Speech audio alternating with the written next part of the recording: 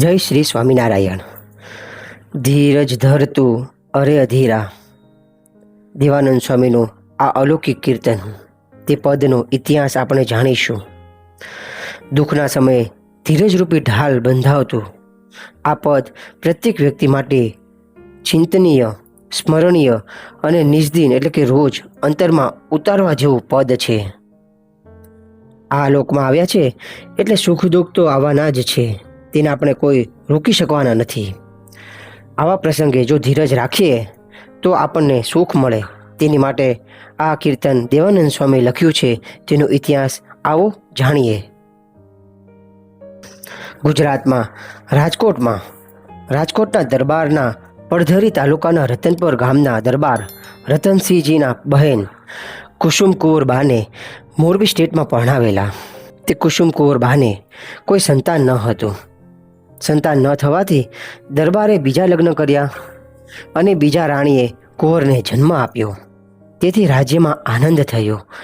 સ્ત્રી સ્વભાવ પ્રમાણે કુસુમકુંવર બાને પુત્ર ન થવાથી શોક થયો, દુઃખ થયું. એક વખત તેઓ મોરબી ગયા હતા. રતનસિંહજી ઘોડા ખેલવામાં ઘણા જ કુશળ હતા. હાથમાં ભાલા સહિત ઘોડા ખેલવતા. ત્યારે હાથમાં ભાલા સહિત ઘોડા ખેલવવાની રમતમાં મોરબીના કુંવરને ખૂબ જ રસ પડ્યો અને તે ઘોડા પાસે ગયા. ઘોડો અચાનક કૂદ્યો અને રતનસિંહના હાથમાંનો ભાલો કુંવરને ગળામાં લાગવાથી કુંવરનું મૃત્યુ થયું. દરબારમાં આનંદના બદલે શોક વ્યાપ્યો. રતનસિંહજી ગભરાયા અને ભાગ્યા. તેમના ઉપર કુંવરના ખૂનનો આરોપ મુકાયો. રતનસિંહજી ખૂબ જ મૂંઝાયા. છેવટે દેવાનંદ સ્વામીનો પ્રતાપ સાંભળીને મોળી ગયા. પોતાના દુઃખની વાત સ્વામીને કરી. દેવાનંદ સ્વામીએ ધીરજ આપી અને ઘરે જવાની આજ્ઞા કરી. પણ દરબારને ભય હતો, ઘરે જાઓ તો પકડાઈ જાઓ અને ફાંસીની શિક્ષા થાય. તેથી રતનસિંહ બાપુ ઘરે ન ગયા. મૂળીમાં જ દેવાનંદ સ્વામી પાસે રોકાયા. દેવાનંદ સ્વામીએ તો રતનસિંહ બાપુને ઘણી ધીરજ આપી, છતાં તેમનો અંતનો મૂંઝારો મળતો નહીં. આ પ્રસંગે સંવંત 1899 પોષ મહિનામાં દેવાનંદ સ્વામી રતનપરના દરબાર રતનસિંહજીને સુખ થાય તેવા હેતુથી 4 પદની રચના કરી. એ 4 પદમાં રતનસિંહ બાપુને નિમિત્તે આપણને સૌને જણાવતા દેવાનંદ સ્વામી કહે છે કે હે જીવ, આ લોકનો તો ઘટનાક્રમ જ એવો છે કે ક્યારેક સુખ આવે અને ક્યારેક દુઃખ આવે. આવા પ્રસંગે ધીરજ રાખવી. ધીરજ ધરતું અરે અધીરા, ઈશ્વર પૂરે આનજોને. ખલકતણો છે ખટકો પ્રભુને, સાચું માને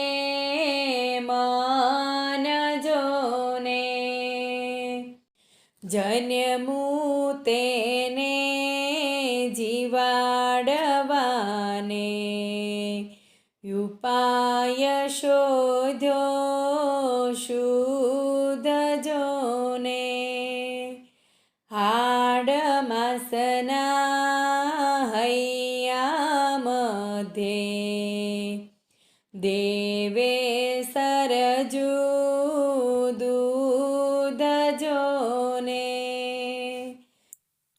આજે પંક્તિ આપણે સાંભળી તેમાં રાજાને દેવાનંદ સ્વામી કહે છે, જે જન્મે એને ભગવાન જીવાડે જ છે અને સમય આવે ત્યારે ભગવાન કોઈને નિમિત્ત બનાવીને દેહ તજાવે છે. કીડીને કણ, હાથીને મણ, 4 પગાને 4 જોને.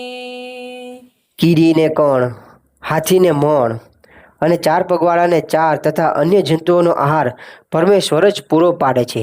જેવી જેની જરૂરિયાત એવું અન્ન પરમેશ્વર જ તેને પૂરું પાડે છે. દેડકાને ગારો ને હંસને મોતીનો ચારો ભગવાન આપે છે. આવું સમજી ધીરજ રાખવી. હરિશ્ચંદ્ર જેવા મોટા રાજા હતા. તેણે પણ નીચ વર્ણને ઘરે વેચાયા, છતાં ધીરજ રાખી. પ્રહલાદજી, સુદામા, વિદુરજી, મયુરધ્વજ રાજા જૂનાગઢના સગાળસા શેઠ, રંતી દેવી વગેરે મોટા મોટા રાજાઓ જેની પાસે અઢળક સંપત્તિ હતી. અત્યારના સમય પ્રમાણે કહીએ તો બિલ ગેટ્સ, અદાણી અંબાણી જેવા મોટા મોટા ધનપતિઓ તેઓને ખૂબ દુઃખરૂપી નદીઓને ધીરજ રાખી તરી ગયા.